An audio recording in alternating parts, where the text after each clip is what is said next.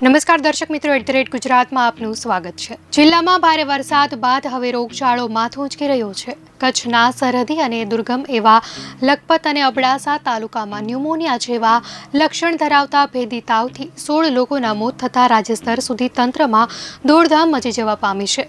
સૌથી વધારે અસરગ્રસ્ત વિસ્તારો લખપત અને અબડાસાના ગામોમાં આરોગ્ય સેવાઓ કથળી છે।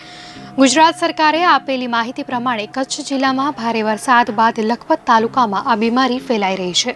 રાજ્યના આરોગ્ય મંત્રી ઋષિકેશ પટેલ લખપત અને અબડાસા તાલુકામાં શંકાસ્પદ તાવથી મોત બાદ ઉદ્ભવેલી સ્થિતિનો તાગ મેળવવા માટે કચ્છ પહોંચ્યા છે।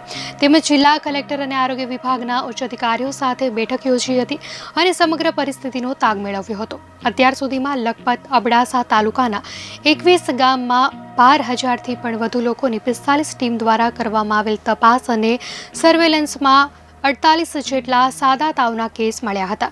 ત્યારે આરોગ્ય વિભાગની ટીમો દ્વારા તાલુકામાં ફોગિંગ, ક્લોરિનેશન સહિતની કામગીરી યુદ્ધના ધોરણે ચાલી રહી છે। અત્યાર સુધીમાં એક અઠવાડિયામાં 16 જેટલા લોકોના મોત થતાં આરોગ્ય વિભાગની સ્થાનિકની 25 ટીમ અને રાજકોટ અને ગાંધીનગરથી રેપિડ રિસ્પોન્સ ટીમો પણ આવીને સર્વેક્ષણ કરી રહી છે। ત્યારે જિલ્લામાં ભેદી રોગના કારણે તપાસ માટે રાજકોટ, કચ્છથી 35થી વધુ આરોગ્ય ટીમો અસરગ્રસ્ત વિસ્તારમાં ફોગિંગ, દવા છંટકાવ, પાણી ક્લોરિનેશન સહિતની સર્વેની કામગીરીમાં જોડાઈ છે। બીમારીથી કુલ 7 ગામો અસરગ્રસ્ત થયા છે। ત્યાં સર્વેલન્સમાં ટીમો તૈનાત રહેશે।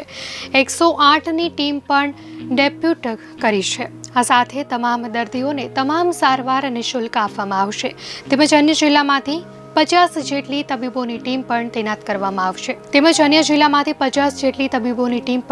કરવામાં આવી છે। તાવના સેમ્પલ પૂના ખાતે મોકલાયા છે।